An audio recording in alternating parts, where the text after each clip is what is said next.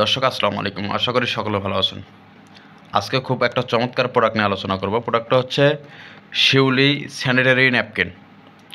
শিউলি sanitary napkin হচ্ছে belt system মেয়েদের পিরিয়ডকালীন সময়ে ব্যবহৃত একটি প্যাড। যে এই প্যাডটি খুবই উন্নত মানের একটা প্যাড এবং এই প্যাডের ব্যবহারে আপনার কোনো ধরনের ইনফেকশনের ঝুঁকি থাকবে না এবং সর্বোচ্চ শোষণ ক্ষমতা সম্পন্ন একটি প্যাড। আর এই প্যাডটি বাজারজাতকরণ করে থাকে আপনার বাংলাদেশের বিখ্যাত একটা কোম্পানি রেডিয়েন্ট ফার্মাসিউটিক্যাল লিমিটেড এবং এর গ্রুপ হচ্ছে আপনার রেডিয়েন্ট কেয়ার লিমিটেড। তো এই প্রোডাক্টটা খুবই কিন্তু ভালো মানের একটা প্রোডাক্ট, আপনারা ব্যবহার করে দেখতে পারেন। তো আমি দেখাবো এই বেল্ট সিস্টেমটা কিভাবে আপনারা লাগাবেন। অনেক সময় দেখা যাচ্ছে যে অনেকে বুঝতে পারে না, তাই আমি একটু দেখাবো যে এটি কীভাবে ব্যবহার করবেন। দর্শক, প্রথমে আমি একটা প্যাড বের করে নিলাম। প্যাডটা দেখছেন আপনারা, এটি কিন্তু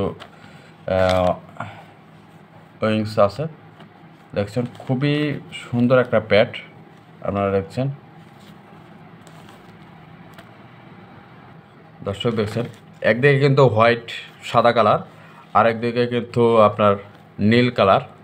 তো প্যাডটি কিন্তু ব্যবহারের নিয়ম হচ্ছে নীল কালারের দিকে এবং এই প্যাডটি দেখছেন খুবই কিন্তু 100% কটন, এর শোষণ ক্ষমতা কিন্তু খুবই ভালো।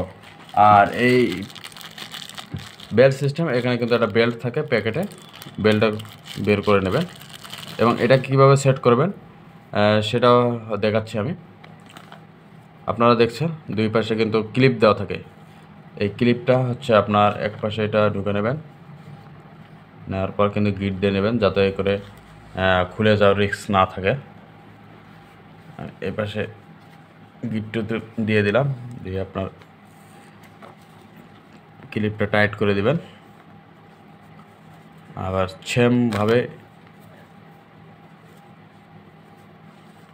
এটা কিন্তু ঢুকে নেই, এইভাবে গিট্টু দিয়ে দিবেন।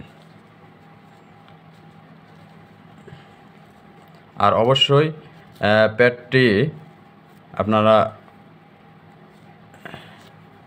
ব্যবহারের পূর্বে অবশ্যই হাত ভালোভাবে পরিষ্কার করে নেবেন।